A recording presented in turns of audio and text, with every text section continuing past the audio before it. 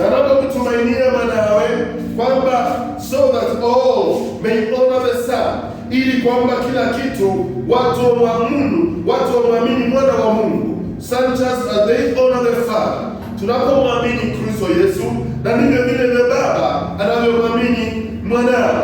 Whoever does not honor the Son does not honor the Father. Yeye asiye mheshimu Mungu hawezi akamheshimu na Baba. Kwa hiyo mwana na Baba wanafanya kazi moja. Kristo Yesu anatekeleza kila kitu kwa makusudi yake yeye mwenyewe, ili kwamba wote wanaomwamini mwana wa Mungu wako na uzima wa milele, na huo uzima uko ndani ya Kristo Yesu. Kwa hiyo anayemwamini mwana wa Mungu amemwamini na Baba, anayemwamini Baba amemwamini mwana wa Mungu. Kwa hiyo uzima tulio nao uko ndani ya Baba, na Baba ameweka ndani ya mwana huo uzima. Na kama ameweka ule uzima ndani ya mwana, pia mwana ameweka ule uzima wa mbinguni ndani ya maisha yetu.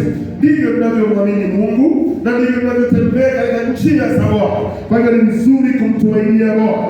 Ndivyo Yesu wako kazini, na Yesu anapokuwa kazini, Baba anamtumainia mwana. Kwa hivyo mwana anafanya kile Baba amekuwa akifanya, na yeye anayemwamini Baba anamwamini na mwana. Ndivyo wanafunzi wa Yesu wakamwambia Yesu, Yesu, unaweza ukatuonyesha Baba? Na Yesu akashangaa. Yeye akamwambia kwamba yeye ambaye amemuona mwana amemuona Baba. Kwa hivyo mwana anatenda kazi ya Baba yake.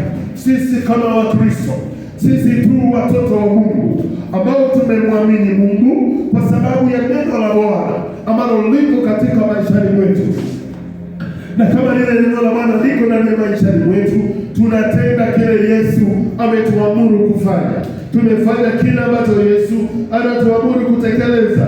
Ndivyo the judgment of the Son, that all may honor the Son just as they honor the Father. Whoever does not honor the Son does not honor the Father who sent him. Kwa hiyo Baba amemtuma mwana, na yeyote asiyemwamini Baba hawezi akamwamini Mungu. Na yeye ambaye anamwamini Mungu anamwamini mwana ambaye ni Kristo Yesu, ambaye Baba amemtuma kwetu. Yesu ametumwa ili tuweze kuokolewa.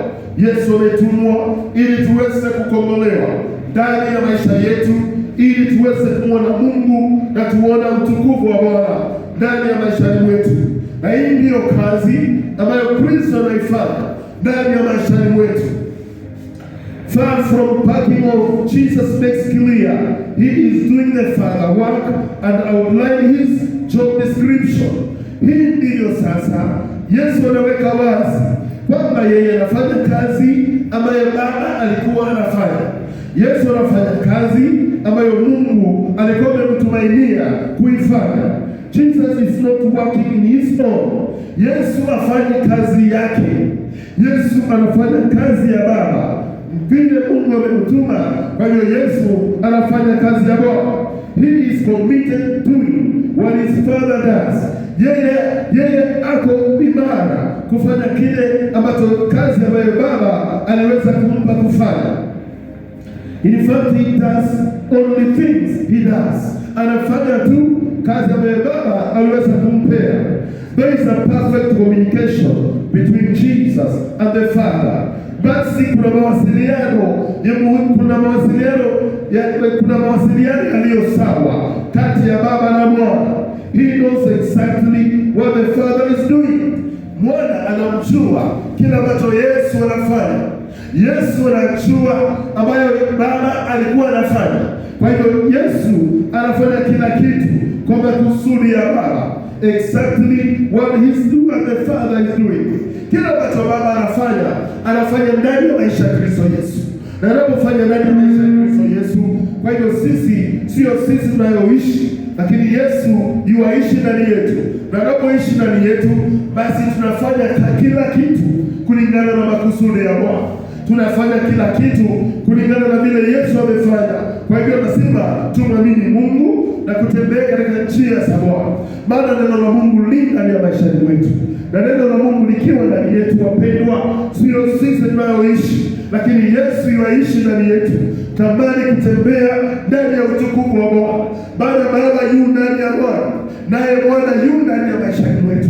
Kwa hivyo chochote tunachofanya tufanye kulingana na makusudi ya Bwana. Chochote tunachofanya tufanye kulingana na mapenzi ya Bwana. Usifanye kitu kando na makusudi ya Bwana, usifanye kitu kando na mapenzi ya Bwana. Kwa hivyo tunahubiri injili ya ufalme wa mbinguni ambayo Baba ameweka ndani ya Mwana na Mwana ameweka ndani ya maisha yetu. Kwa hivyo tunatenda kila ambacho Baba ameweka ndani ya Mwana na Mwana yu ndani ya maisha yetu, maana tumempokea yeye. Kwa hivyo yeye anafanya kazi ndani ya maisha yetu, na anapofanya kazi ndani ya maisha yetu tunamwamini Mungu na kutembea katika njia za Baba kwa sababu ya utukufu wa neema yake. Jesus Amasi mission, he has come to give life from the Father. Kwa hivyo kusudi la Yesu kwamba ni kutangaza, he came to give life. Yesu amekuja ili apeane uzima. This is an account of John.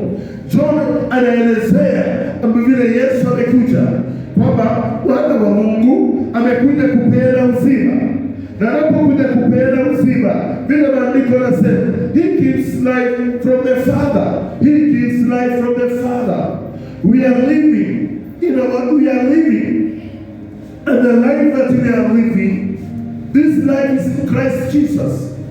Na uzima ukiwa ndani ya Kristo Yesu, basi huo uzima humo ndani ya maisha yetu.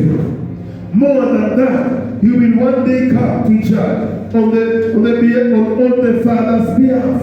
Yeye ndiye atakayekuja kuhukumu ulimwengu. Kwa hivyo hatujui saa na hatujui wakati wa kuja kwa Mwana wa Mungu. We are living in the time of return.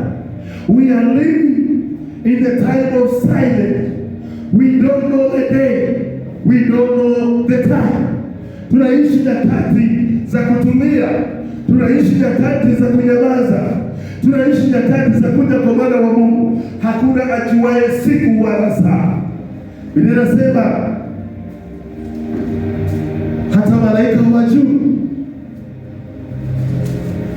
hata Mwana hajui, lakini Baba anajua. Kwa hivyo ni vizuri tunavyoishi tumtumainie Mungu na kukaa katika njia za Bwana, maana ndizo Bwana anavyotarajia sisi kukua. Just look at what comes next. What's the promise? Why has Jesus come? Bwana Yesu amekuja. Ahadi ya Bwana ni ipi katika maisha ya Kristo? To bring eternal life and save us from judgment. Yesu amekuja, ameleta uzima wa milele ili atuokoe kutoka katika hukumu. Kuna hukumu ambayo iko mbele yetu, kuna hukumu ambayo iko katika ulimwengu, lakini Yesu Bwana amekuja. Yesu amekuja kuleta uzima na kutuleta uzima na kutuokoa kutoka katika hukumu. Hukumu ni kwamba hao sio waamini Mwana wa Mungu. Neno la Bwana linasema hao wamehukumiwa, lakini ambao wamemwamini neno la Mwana wa Mungu wamekwisha kupita katika hukumu. Kwa hivyo hatuko chini ya hukumu tena kwa hao walio ndani ya Kristo Yesu. How does this happen? By hearing and believing in the words of Jesus. Haya yanafanyika namna gani? Uzima unakuja kwa yeyote yule anayemwamini Mwana wa Mungu, anayeamini na neno la Kristo Yesu ndani ya maisha mwao. Now has we cross the death of Adam. Kwa hivyo yeye anayemwamini Mwana wa Mungu amekwisha kupita katika mauti, amekwisha kupita katika kifo na akaingia katika uzima wa milele. Kwa hivyo uzima wa Mungu uko ndani ya maisha yetu. Sisi ambao tunaomwamini Mwana wa Mungu tunao uzima wa mbinguni, na uzima umo ndani ya maisha yetu. Tumekwisha kupita uzima, na niwaambia kwamba maisha tuliyo nayo haya tunapita tu, lakini tukiwa na Kristo Yesu, yeye ndiye ule uzima, yeye ndiye ule umilele. Mwili tulio nao utabaki kaburini. Huu mwili tulio nao hautaenda katika ufalme wa mbinguni, lakini nafsi zetu na moyo ulio ndani ya moyo wetu, nafsi yetu ambayo inamkubali Kristo, nafsi yetu ambayo iko na umilele wa Mungu. Mtu anapookoka, basi huo ndio umilele ambao unaoanza ndani ya maisha yetu, na ndio tukaoingia nao katika umilele wa Mungu. Kwa hivyo mwili tulio nayo hauwezi ukaingia katika uzima wa mbinguni, lakini nafsi iliyo ndani yetu na yule Roho wa Mungu na lile neno la Bwana ambalo liko ndani yetu, tutaingia katika ufalme wa mbinguni. Kwa sababu gani? Hatutaenda na mwili tulio nao. Mwili tulio nao ni jengo tu ambalo limejengwa katika dunia hii, lakini kilicho ndani yetu huo uzima wa milele, maana tumempokea Mwana wa Mungu. Kwa hivyo tuko na ule uzima, sio sisi tunaoishi, lakini Kristo yuaishi ndani ya maisha yetu. Kwa hivyo tumepita katika mauti na kuingia katika uzima wa milele. Ndivyo maandiko yanasema, usimuogope yule anayeua mwili tu, usimuogope yule anayeweza angamiza mwili, lakini ogopa yule anayeweza angamiza mwili na nafsi yetu katika moto wa jehanamu. Kwa hivyo mwili wetu uchapoharibiwa, tuna jengo ambalo limejengwa katika umilele wa Mungu. Tusiogope anayeweza kuua mwili, ogopa anayeweza kuangamiza mwili na roho katika jehanamu.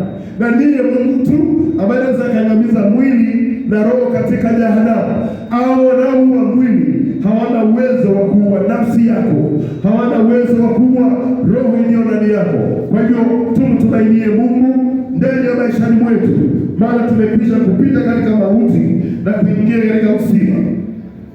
Notice that Jesus says that we are spiritual dead without hope unless saved by his work. Biblia inasema that we are spiritual dead. Kuna watu ambao wamekufa kiroho.